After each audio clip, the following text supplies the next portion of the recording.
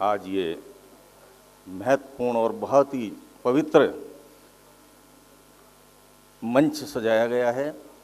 अमृत महोत्सव तो मना ही रहे हैं, उनके द्वारा जो पुस्तक लिखी गई है स्वस्ति पथ, उसका भी विमोचन आज यहाँ हुआ। 28 पत्रिका का भी हुआ। विशेष प्रणाम देश के जाने माने कवि, जो आध्यात्मिक गुरु भी हैं, कवि भी हैं, आदरणीय बलबीर सिंह खिचड़ी जी। जब आप उनको सुनेंगे तो अपने आप को रोक नहीं पाएंगे। मेरे बड़े भाई हैं। बाबा कानपुरी जी को कौन नहीं जानता, नोएडा में जिन्होंने एक बीज बोया, एक उसके महर्षि हैं वो यहाँ के साहित्यिक क्षेत्र के। बाबा कानपुरी जी को प्रणाम करता हूँ। मेरे साथ ही मेरठ से आए हैं योगेश समदर्शी जी, जिनका बहुत बड़ा प्रकाशन है समदर्शी प्रकाशन। 200-250 किताबें आप प्रकाशित कर चुके हैं, 400 किताबें प्रकाशित कर चुके हैं और बहुत अच्छे कवि, हास्य और व्यंग्य के हैं। सुल्तान सिंह सुल्तान देश का एक ऐसा नाम है जो ओज और श्रृंगार में आपको अभी सुनने को मिलेगा। और सबसे ज़्यादा आभार आप सबका, जो सोसाइटी के लोग यहाँ जिन्होंने ये महफिल सजाई, हमारे भाई प्रशांत जी के सम्मान में। प्रशांत जी से मैं जब 2007 में जब मैं मेरठ के कवियों पर रिसर्च कर रहा था सर पीएचडी के लिए, तो इनका फ़ोन आया मुझे। ये मेरठ यूनिवर्सिटी में गोपनीय विभाग में थे। तब से ही मेरा ज़्यादा परिचय, सुनता तो पहले ही था इनके कविताओं को। तो इन्होंने कहा भैया आ जाओ, कुछ काम है। मैं गया। गोपनीय विभाग में जाना एक बड़ा महत्वपूर्ण विभाग होता है यूनिवर्सिटी का। तो मुझे जो डिग्री मिलने वाली थी, जो उपाधि मिलने वाली थी, उसमें बड़े इनके हस्ताक्षर, सुंदर सुंदर हस्तलिपि से मेरा नाम मेरे सामने लिखा और सब कुछ लिखा। मैं तब से इनको जानता हूँ, जब भी अपने कर्म क्षेत्र में थे वहाँ। इनका मेरठ में जन्म हुआ। मैं आपका इसके लिए भी आभार व्यक्त करूँगा कि आपने क्रांति धरा का सम्मान किया है हमारे विजय प्रशांत जी के माध्यम से। एक बार जोरदार तालियां उनके सम्मान में बजा दीजिए।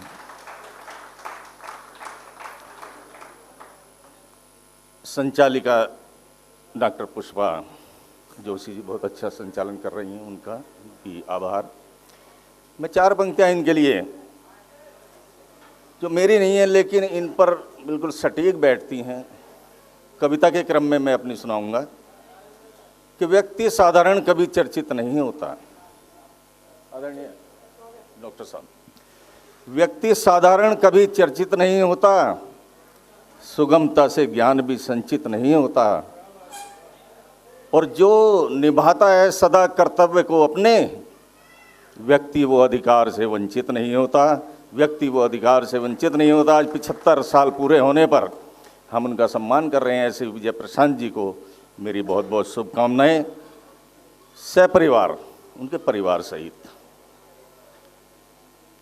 ये तो उनके बारे में मैंने कुछ बताया कि वो मेरठ में एक ऐसे वरिष्ठ साहित्यकार हैं जो ओज में भी लिखते हैं, जो श्रृंगार में भी लिखते हैं, और अब तो आध्यात्मिक की तरफ उनका बहुत रुझान है जब से ये यहाँ आए और दिल्ली भी रहे। और दोहे, कुंडली, जो घनाक्षरी और गज़ल गीत में, जैसा कि अभी बताया, बहुत सारी रचनाएं मेरठ के बहुत लोकप्रिय।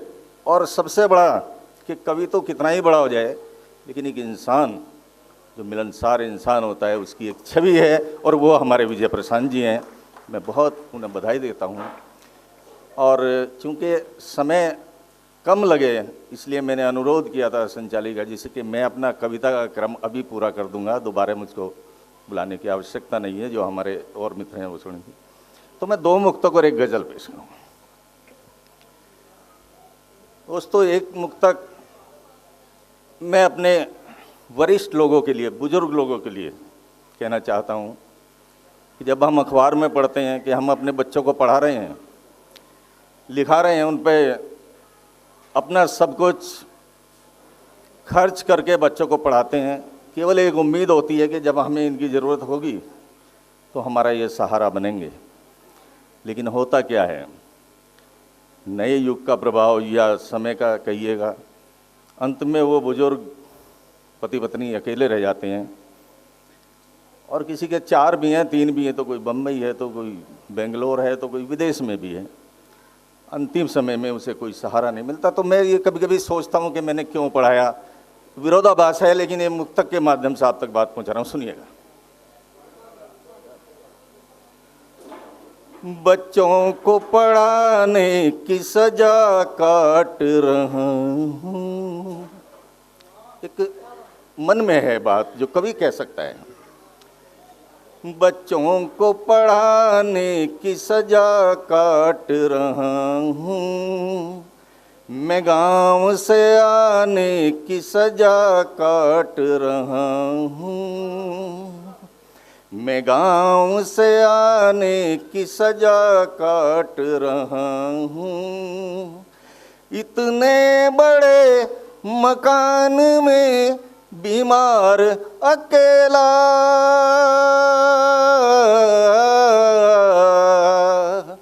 इतने बड़े मकान में बीमार अकेला, 2 पैसे कमाने की सजा काट रहा हूँ, 2 पैसे कमाने की सजा काट रहा हूँ। ये पंक्तियाँ सीधे उन दिलों में जाके चुभती हैं जो इसका पीड़ा भुगत रहे हैं, जो महसूस कर रहे हैं। मेरा दूसरा मुक्तक संबंधों की इसी हाश पर है कि हमारे संबंध कहाँ जा रहे हैं। मेहमान नवाजी ख़त्म हो गई है बाबा कानपुरी जी। मैं गालिब का कहीं रेफरेंस पढ़ रहा था तो उसमें था, आप सब लोग जानते हैं जो पहले पुराने हैं हमारे साथी, कि पहले ये होता था कोई आए तो खाना खाएं।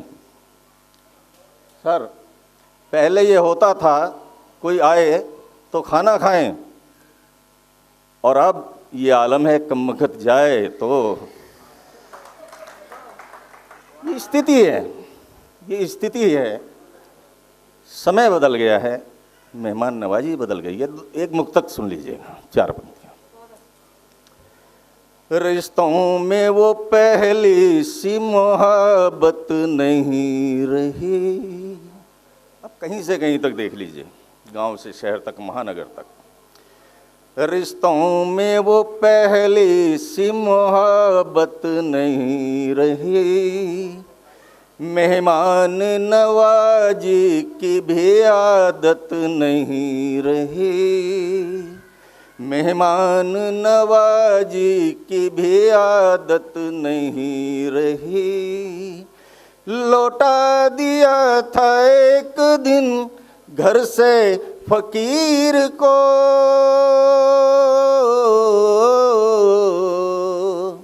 लौटा दिया था एक दिन घर से फकीर को।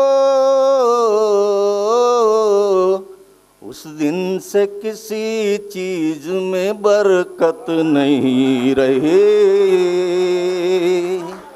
उस दिन से किसी चीज में बरकत नहीं रही। ये 2 मुक्तक मैंने अपने समय पे सुनाए। ये गज़ल कहकर मैं अपना स्थान लूँगा, समय बहुत हो गया, बहुत सारे कवि हमारे बाकी हैं। गज़ल हम सब कवियों की, शायरों की क्या स्थिति है, और आज के इस परिवेश में जो सच्चे सीधे इंसान हैं उनकी क्या स्थिति हो गई है। अपने आप को अकेला महसूस करता है, सच्चा आदमी अपने आप को अकेला महसूस करता है। बस इसी भाव की ये पंक्ति है, ये गज़ल है। और मेरा मानना यह है कि अगर एक भी ईमानदार आदमी है सोसाइटी में, समाज में, तो वो 1000 बेईमान पर भारी है। इसलिए अपनी ईमानदारी को बचा कर रखें, अपने ज़मीर को बचा कर रखें, ये सबसे बड़ी बात है। यही भाव मेरी इस गज़ल का है। सुनिएगा, आप सब लोग उसी श्रेणी में हैं, इसलिए आपके सामने पढ़ रहा हूँ। सुनिएगा। होंगे महल दुमहले उनके, मेरा छप्पर एक तरफ। आपके पास कुछ नहीं है, लेकिन आपके पास ज़मीर है, ईमानदारी है, तो बहुत बड़ी बात है। होंगे महल दुमहले उनके, मेरा छप्पर एक तरफ, दागों वाले लाख दुशाले, उजली चादर एक तरफ। होंगे महल दुमहले उनके, मेरा छप्पर एक तरफ, दागों वाले लाख दुशाले, उजली चादर एक तरफ। और हमने बहुत तरक्की की है, लेकिन मैं कभी गांव जाता हूं तो मुझे वही स्थिति मिलती है, कोई बदलाव नहीं है। दो पंक्तियां देखिए।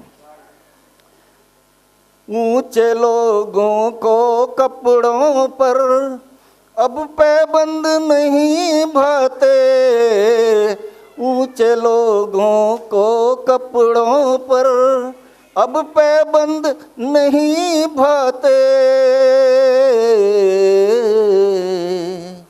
इस कारण तो गांव ने रखा, इस कारण तो गांव ने रखा, दुखिया का घर एक तरफ, इस कारण तो गांव ने रखा, दुखिया का घर एक तरफ। होंगे महल दुमहले उनके। और आज बहुत बड़ी संख्या में मातृशक्ति है यहाँ, बहुत सारी महिलाएं हैं, संचालन भी हमारी बहन कर रही हैं। मैं आपके लिए एक शेर पढ़ना चाहता हूँ। जो फैशन प्रतियोगिता है, जो ब्यूटी कंपटीशन है, वहाँ सौंदर्य की परिभाषा कुछ भी हो, लेकिन हमारे एक काव्य की दृष्टि, कवि की दृष्टि में क्या है देखिएगा।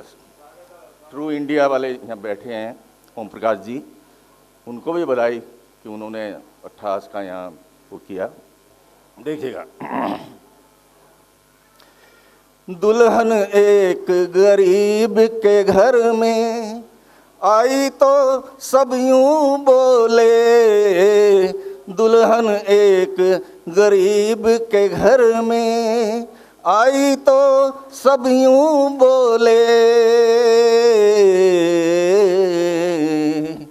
आँखों में हो लाज शर्म तो, आँखों में हो लाज शर्म तो, सारे जेवर एक तरफ, आँखों में हो लाज शर्म तो, सारे जेवर एक तरफ। होंगे महल दुमहले उनके। और एक शेर मैं आप सब लोगों के लिए पढ़ना चाहता हूँ, जो इस समाज को बदलने के लिए लगे हुए हैं।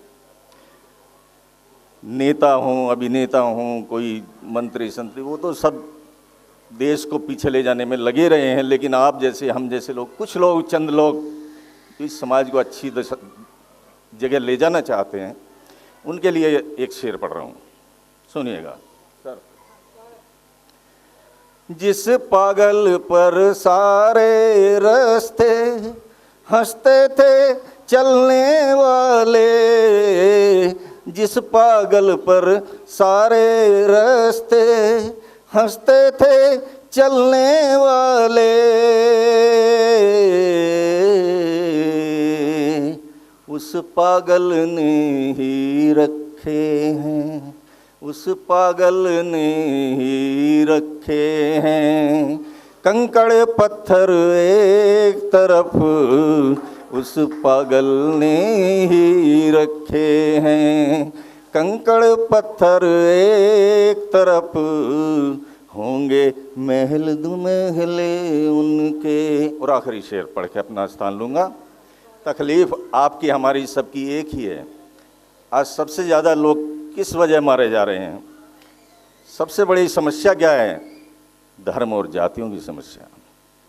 यदि ये समस्या ना हो तो हम देश के, पूरी दुनिया के विश्वगुरु बन जाते और बन जाएंगे, लेकिन ये समस्या है। और इस तकलीफ़ को मैं दो पंक्तियों के माध्यम से आप सब लोगों तक पहुंचाना चाहता हूं। आशीर्वाद दीजिएगा, अच्छे लगे तो सुनिएगा।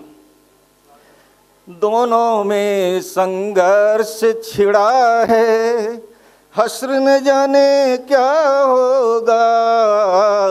दोनों में संघर्ष छिड़ा है, हश्र न जाने क्या होगा।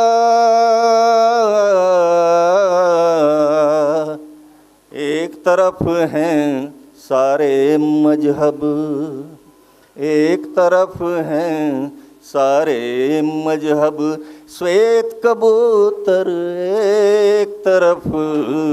एक तरफ हैं सारे मजहब, श्वेत कबूतर एक तरफ, होंगे महल दुमहले उनके, मेरा छप्पर एक तरफ, दागों वाले लाख दुशाले, उजली चादर एक तरफ, होंगे महल दुमहले उनके। आपका बहुत बहुत शुक्रिया, बहुत बहुत धन्यवाद।